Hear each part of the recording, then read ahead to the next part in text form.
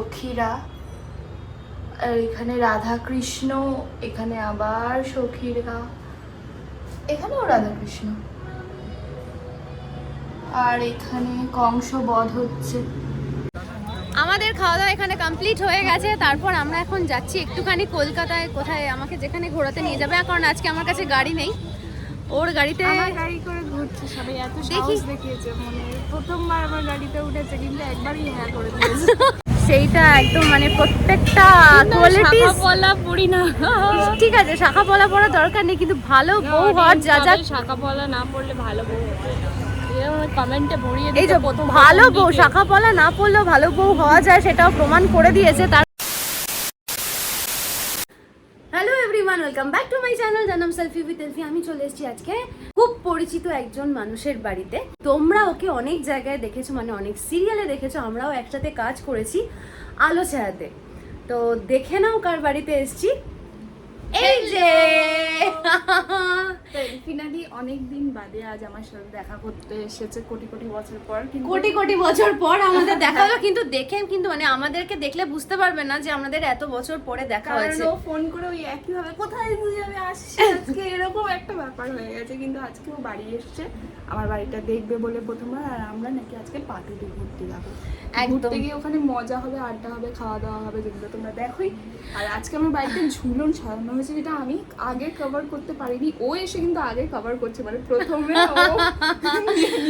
মানে যখন অলকা আমাকে বললো ওর বাড়িতে ঝুলন সাজানো হয়েছে, আমি বললাম আমি তো এটা কোনোভাবে মিস করবো না, আমি সত্যি এটা কোনোদিনও দেখিনি। তো তোমাদেরকেও দেখাবো কি সুন্দর ঝুলন সাজিয়েছে। আমি সাজাইনি, আমার বড়ি সাজায়। হ্যাঁ, পুরোটাই মনোজিৎদার ক্রেডিট।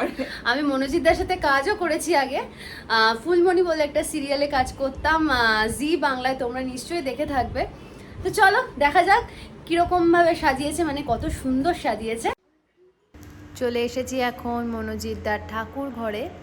এখানেই ঝুলন সাজানো হয়েছে, খুব সুন্দর সাজিয়েছে। দেখো ক্যামেরাটা প্যান করে করে দেখাবো তোমাদেরকে, সবটা বুঝিয়ে দেব। পুতুল, ছোট ছোট পুতুল সব সাজিয়ে রেখেছে মনোজিৎ।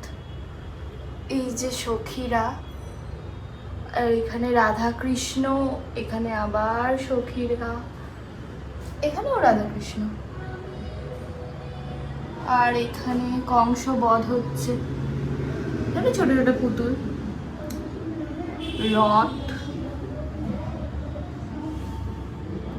সব রয়েছে, সব মানে কোনো কিছু বাকি না। আর এইটা হলো গিয়ে আমার ঠাকুর ঘর, সব রকমের ঠাকুরই রয়েছে এখানে, মানে কোনো ঠাকুর বাদ নেই। কেমন লাগলো? খুব ভালো লেগেছে। তোমাদের কেমন লেগেছে আমাকে জানিও। আর মানে আমি স্পেল বাউন্ড, এত সুন্দর করে সাজিয়েছে আর খুব সুন্দর করে অলকা আমাকে বুঝিয়ে দিল। তো তোমরা জানিও। এখানে এসে দেখি অলকা ফোন নিয়ে বিজি হয়ে গেছে, যেটা আমার দেখে খুব রাগ হলো। আমাকে বাড়িতে ইনভাইট করে নিজে ফোন নিয়ে বিজি হয়ে গেছে।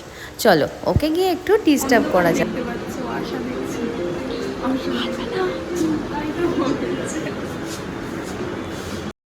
ওকে এত কথা শুনিয়েছি যে ফোন রেখে আমার জন্য চা বানাতে চলে এসেছে। এখন দুজনে মিলে চা খাবো আর একটু আড্ডা দেবো। অলকার বাড়ি থেকে বেরিয়ে আমরা একটু যাচ্ছি পাটুলিতে। তোমাদের সাথে দেখা হচ্ছে পাটুলিতে, মানে পাটুলিতে। আর এই যে জায়গাটা একটু লো লাইট আছে, তাই ভালো মতো বোঝা যাবে না। কিরে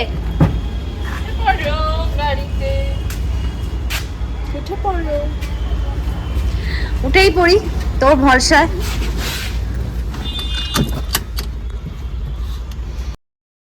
অলকার বাড়ি থেকে পাটুলির ডিস্টেন্স খুব একটা বেশি নয়। আমরা গাড়িতে যেতে যেতে দুজনে মিলে ডিসাইড করে নেব ওখানে গিয়ে কি খাওয়া যায়। তোমরা নিশ্চয়ই ওখানে গেছো পাটুলিতে, কেমন লাগে কমেন্ট করে অবশ্যই জানিও। কিন্তু পাটুলি পৌঁছে গেছি অলমোস্ট, জাস্ট ইউ টার্নটা নিয়ে ওখানে দাঁড় করাবো। কি খাবি পাটুলিতে গিয়ে বল? পাটুলিতে তো প্রচুর ধরনের খাবার পাওয়া যায়, বিভিন্ন রকমের।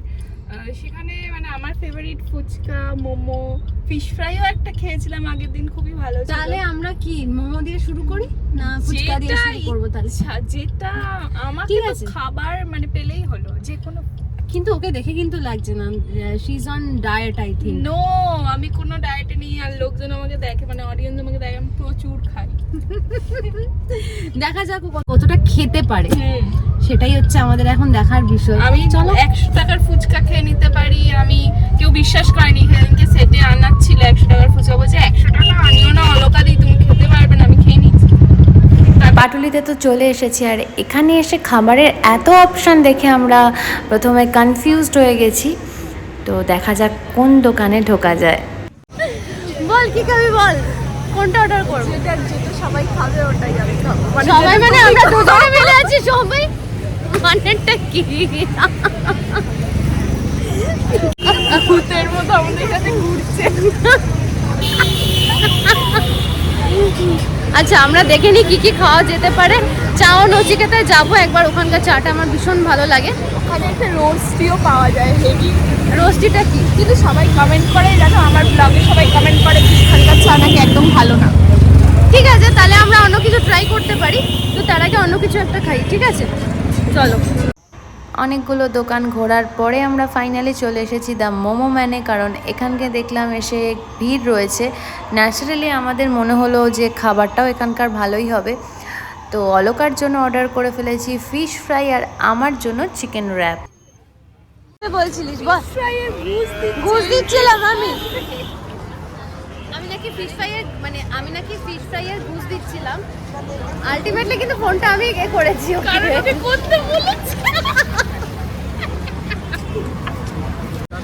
আমাদের খাওয়া দাওয়া এখানে কমপ্লিট হয়ে গেছে। তারপর আমরা এখন যাচ্ছি একটুখানি কলকাতায়, কোথায় আমাকে যেখানে ঘোরাতে নিয়ে যাবে, কারণ আজকে আমার কাছে গাড়ি নেই।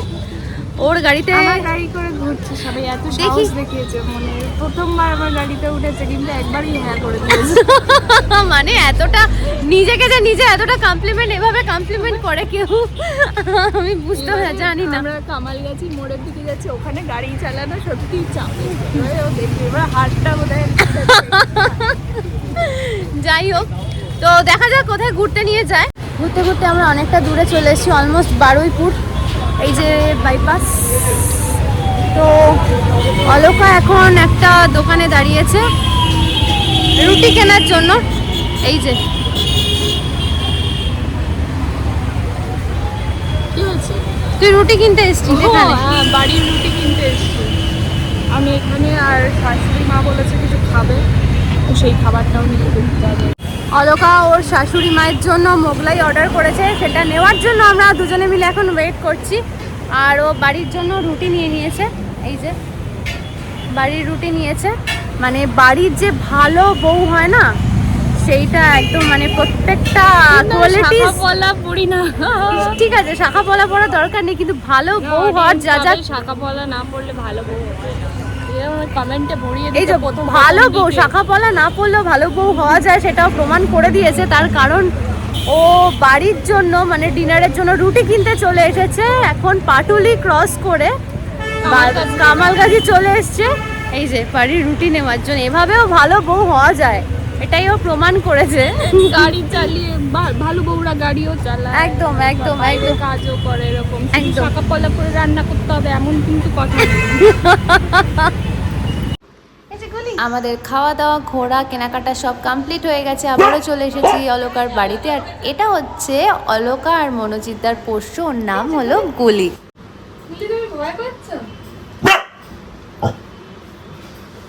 গুলি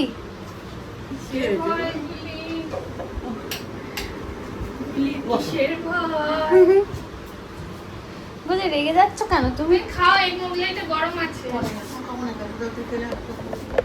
হ্যাঁ একটু আদর করে গুলি বলেছে, সন্ধ্যাটা তো দিয়ে দিই, ভয় পাচ্ছে কেন গুলি?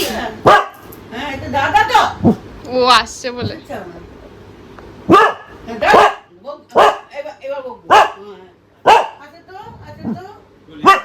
কি আছে গুলি, কি আছে?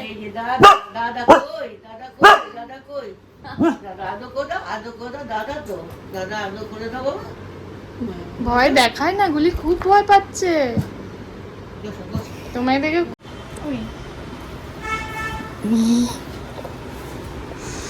কি হচ্ছে গুলি, এটা কি হচ্ছে? আমার গুলু কই, গুলু কই, কথা বলো, ব্লগ করছে, কথা বলতে পারো না? কত কুকুররা কত কন্টেন্ট নেয়, তোমার কিন্তু কিছু নেই।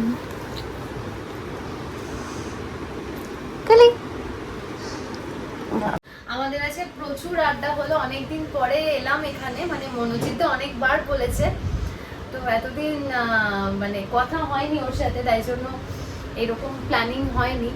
তো খুব মজা করলাম অনেকদিন পরে, গুলির সাথেও আলাপ হলো আমার, খুব ভালো লেগেছে গুলিকে। গুলি লজ্জা পেয়ে গেছে, গুলি লজ্জা পেয়ে গেছে। গুলি আমাকে দেখতে বলতে, দিদি দেখো। তো যাই হোক, তো ব্লগটা কেমন লাগলো অবশ্যই জানিও। আর ভালো লাগলে লাইক, শেয়ার, সাবস্ক্রাইব করতে ভুলবে না, কারণ পরবর্তীতে আরো এরকম সুন্দর সুন্দর ব্লগ করবে, আরো ওর বন্ধু বান্ধবদের সাথে বেরোবে, শুটিং এর বিটিএস শেয়ার করবে, বিভিন্ন ধরনের ব্লগ শেয়ার করবে। একদম, টাটা।